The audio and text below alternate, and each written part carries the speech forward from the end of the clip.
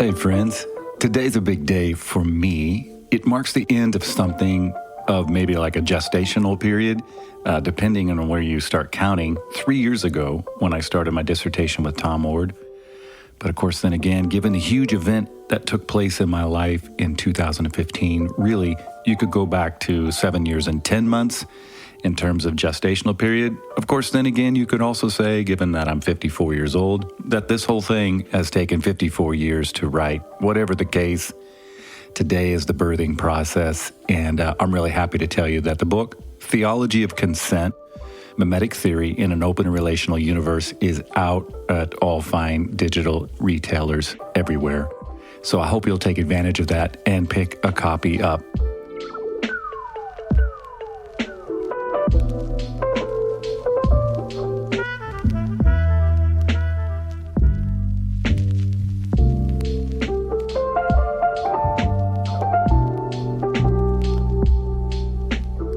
I don't know if people will find it meaningful or they'll like it, but for whatever it's worth, I gave this, well, in all of my writing I do this, but certainly in this case, I gave it everything everything I had, man.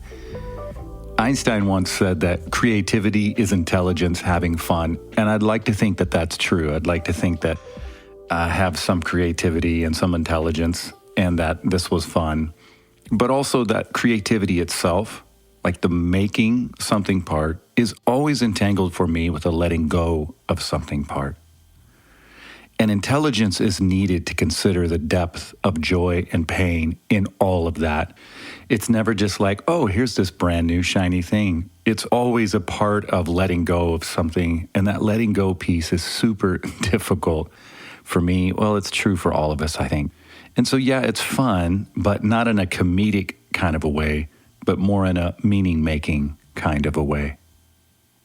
It's almost as if I entered 2015 with certain psycho-spiritual knots and theological tangles, like huge subconscious invisible things that I wasn't even aware of course, and they were holding the construct of my life together. And that over time, one by one, they just kind of began unraveling, loosening, getting untangled. I'm not even sure that's the right way to say it. Not necessarily like unraveling as in my whole life fell apart, except that my whole life kind of did fall apart, but unraveling more in the sense that I've been growing more and more at peace, while at the same time accepting that there isn't a lot of peace in my life. Yeah, I've been growing more and more at peace with all my unpeace. So the unraveling kind of needed to happen, but it's not like it's now eradicated all this tension in my life and everything is perfect because I have all the theology figured out, but rather it's just being aware of the deep tension of life and the beauty in the midst of all that.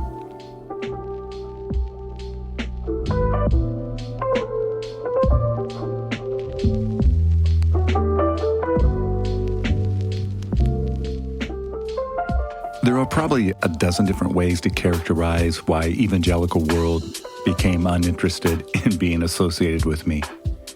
But one way to describe it would be to say that this just isn't a system that's comfortable with people who are at peace with their unpeace. And in some ways, I don't even blame them. I mean, look, if you can create something where you have complete peace, or you think you have complete peace anyhow, then yeah, go for it. I mean, as long as you're not hurting others, or scapegoating others, or suppressing your own questions, or denying your sense of self, or sacrificing your own health to get it, then sure, lean into all of that. But of course, even as I'm saying all these things, I mean, with each one of those, I sense my frustration growing because those are all things that come barnacled to the evangelical system. I'm not saying that you, necessarily, if you personally are in that world, have to necessarily feel all of that or even agree with all of what I just said. What I'm saying, what am I saying? I think what I'm saying is that, look, I was in that thing my entire life, that system. I was deeply embedded. I know its structure as well as anyone. I saw the inside, we might say the underbelly, The way in private it admitted it really didn't know truth, but the way in public it boldly proclaimed that it did know certain truth. I saw all of that. I heard all of it. I experienced all of it. And I don't say this with malice. I just simply say, I was there, and it's a structure that cannot be at peace with itself if it has leaders who don't get to peace in the way that it wants them to get there. Peace for them is answers, confidence, certitude, having faith. Notice even how I say faith in the midst of all those other things, as if it's synonymous with having no doubt, which is a complete misnomer, because faith only happens in the presence of doubt, in the presence of anxiety, of loneliness, of grief, in the presence of this deep awareness of the potential for chaos at any step along the way. That's what faith is, which is another way maybe to explicate my point about creativity. Creativity, I think, is probably pure potential. It can go good or it can go bad. Now, when we order things, when we influence things, we do our best to systematize things, often we can harness creativity and make it go well for us, which isn't wrong necessarily. The problem is that in church world, we quickly sacralize that process. We codify it. We put it on stone tablets. Talk about written in stone. We tell everyone to worship it. And then eventually, it's inevitable. We commodify the power that comes from our way of worshiping it. We build liturgical experiences around the worshiping of it. We create entire pyramids of ecclesiological power structures to enforce, subtle enforce, forceful enforce, the whole thing. You know there's something off when you sense that pyramidic structure, to make up a word, pyramidic. Pyramids always funnel the elite to the top.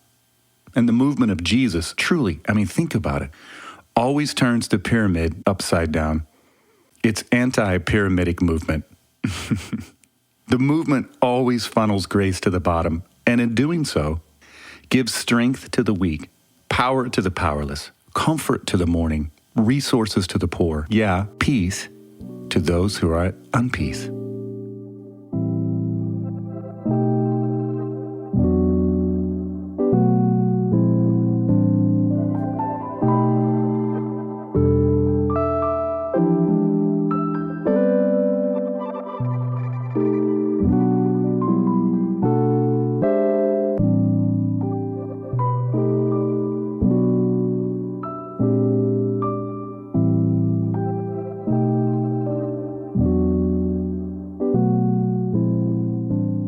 Begin to admit intellectual honesty about what it was that I was feeling, which for our purposes today, I'm calling a profound sense of unpeace.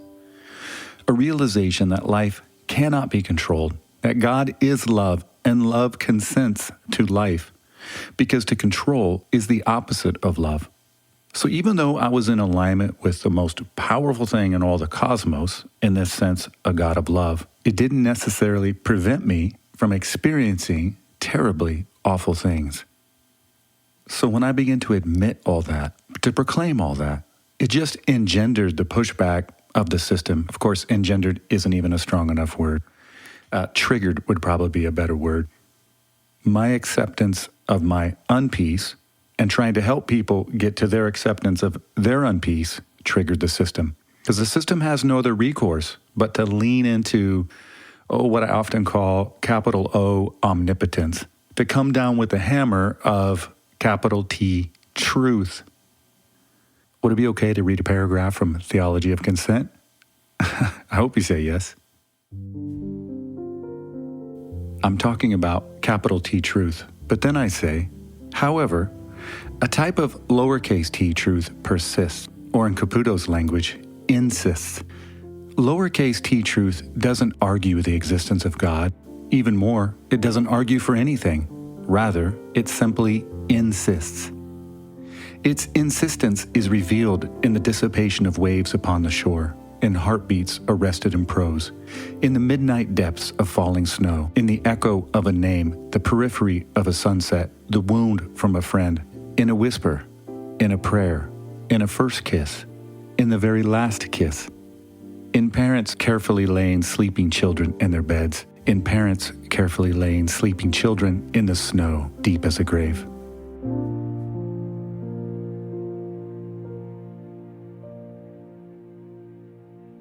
Yeah, this lowercase t truth, it turns the pyramid upside down. It insists in the logic of love, which of course everyone knows is no logic at all. Lowercase t truth insists deep within the injunctions and prohibitions and commands and preaching of capital T truth. One of my favorite films is Terrence Malick's The Tree of Life. I think there's a way to see the show placing capital T truth side by side with lowercase t truth, as the father is placed side by side with the mother, Mrs. O'Brien.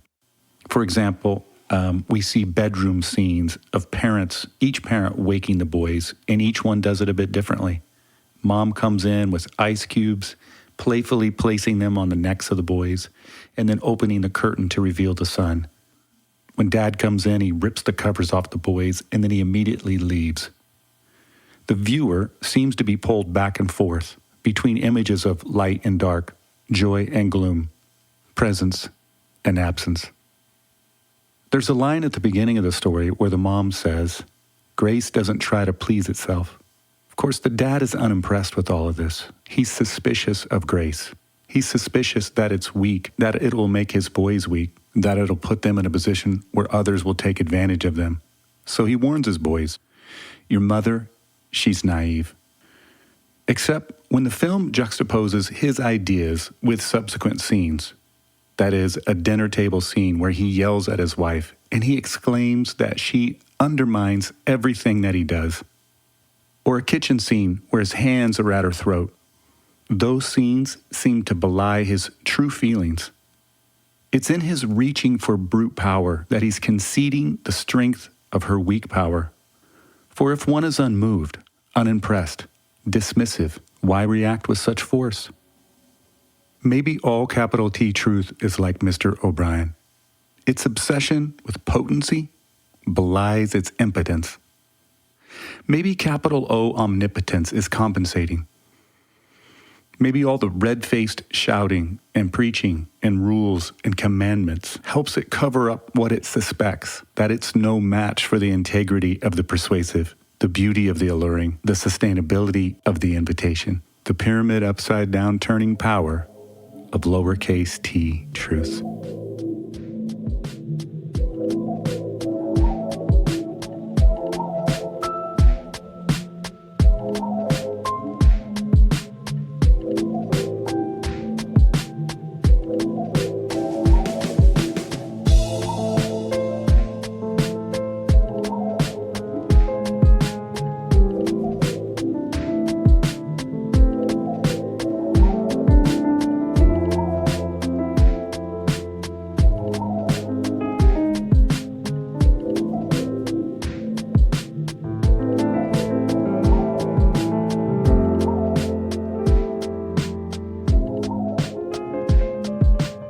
I wrote Theology of Consent to wrestle with all of this.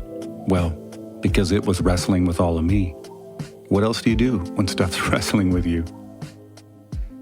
And because I suspected that René Girard's mimetic theory, it had something to say about all of this, which I think that it does. And also because I suspected that open and relational theology had something to say about all of this, which it most definitely does. Open and relational theology, building upon process theological thinking, has been pointing to the problems of capital T truth and capital O omnipotence for quite some time now. You might wonder, but okay, wait a minute, what's the real problem with omnipotence? Well, there are 100, but let me just leave it at one for now. If your God is the ultimate hammer, coming down from on high to fix everything, to order everything, to put everything in its place, eventually, I guarantee that this will happen, that those who serve God the best, and I say the best in air quotes, they will be assumed to have hammers as well. And if your religious system is a hammer, everything becomes a nail. And it kind of works until you find yourself or you find one of your loved ones to be the nail. Then it no longer works. If I had one point to make right now, it would be hey, evangelical American Christianity, capital O, omnipotent, worshiping, capital T, truth, wielding Christianity. Listen up. There are a host of people groups over the years who have been nails for your hammer. And there are hosts of people who are even right now finding themselves to be a nail for your hammer. It's not right. It's worse than not right. It's the worst kind of wrong. The power that supposedly is attached to Jesus is the power that controls everything, smashes everything, dominates everything. That's not right. That's not who Jesus was. In spite of all of that, I'd still say a lot of really great things have happened in these church contexts, but the price has been incredibly high. It's been too high, actually. For every good thing, well, good Lord, who knows how many bad things have happened. And frankly, even if it was only one bad thing, it's still too much. We could choose to go a different route if we wanted to unravel the system of capital O omnipotence, of hammer-wielding capital T truth if we wanted to. The theology could be built upon love if we wanted. Love, and the one who seemed to most embody love, which was Jesus, was in solidarity not with the power, but with the powerless.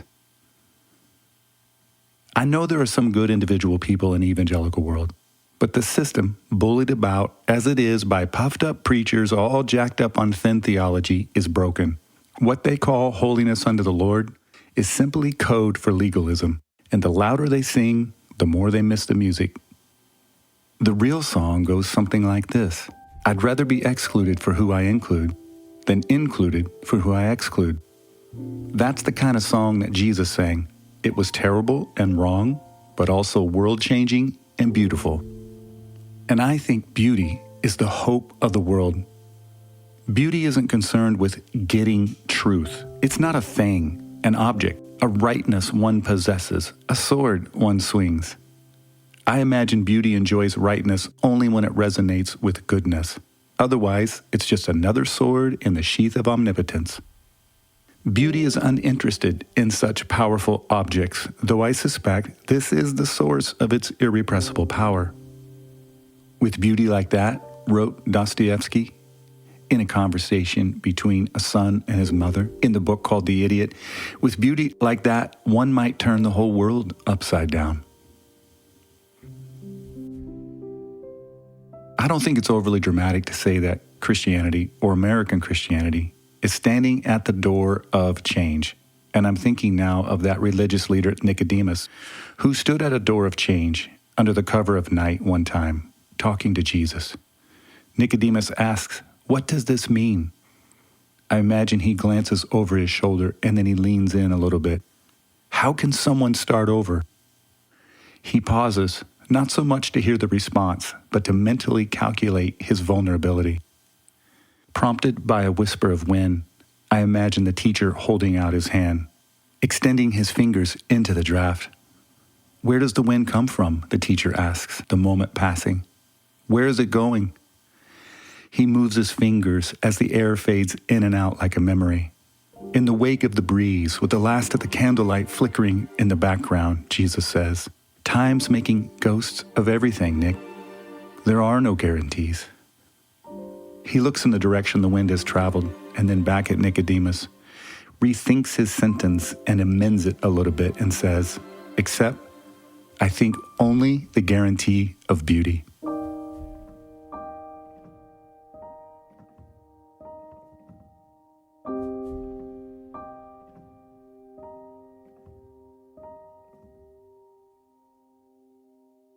So yeah, today this is all happening in book form.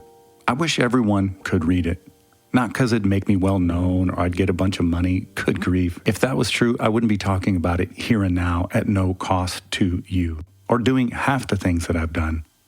I love it when people try and accuse authors of making money off of their meaning-making systems. Because, geez, first of all, we're all doing it in one way or another. And authors, by and large, are not making much or any money. It's an incredibly difficult system, like in some ways a pyramidic system, to break into. The odds are stacked against anyone doing this kind of work, so it's certainly not about the money. It's about helping people untangle their own knots, to be at peace with their own unpeace, to accept that they've already been accepted by love. You don't have to do anything or be anyone or go anywhere to get love. Though once you embrace love, though once you authentically interact with love, you probably will want to do some stuff, to be someone or to go somewhere. But that's not the point.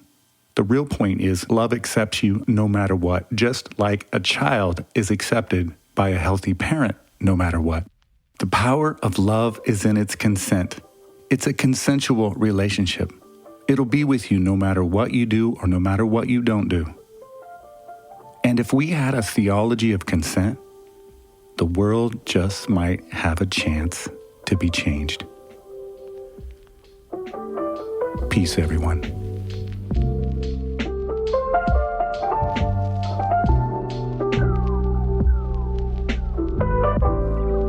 Thanks for joining us on the Jonathan_Foster podcast.